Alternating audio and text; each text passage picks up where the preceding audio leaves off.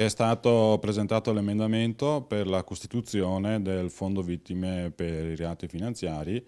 Per i tanti risparmiatori traditi dal crack delle Popolari Venete è un annuncio storico, un emendamento alla legge di bilancio presentato dal senatore Giorgio Santini su proposta dell'associazione Zelino Terzo Daunara e della nostra emittente prevede l'istituzione di un fondo per il risarcimento dei risparmiatori di Banca Popolare di Vicenza e Veneto Banca, una battaglia di giustizia che ha visto sempre in prima linea la nostra televisione accanto ai tanti veneti rimasti vittime di questa gravissima vicenda. Ci dispiace segnalare che questa iniziativa da parte di altre associazioni è stata definita come un'iniziativa da Far West proposta da un'associazione filogovernativa. Adesso la stessa associazione sta un po' montando sul carro dei vincitori. Il riferimento è all'avvocato Andrea Arman dell'associazione Don Torta Coordinamento Banche Popolari Venete, ritenuto inspiegabilmente critico nei confronti di un'iniziativa sacrosanta che sta raggiungendo il suo obiettivo. Adesso ci sarà tutto l'iter, speriamo che venga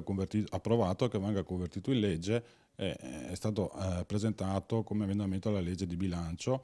La politica, spesso drammaticamente assente in questa triste vicenda, non può chiamarsi fuori di fronte al dramma di tante famiglie che attendono giustizia da troppo tempo.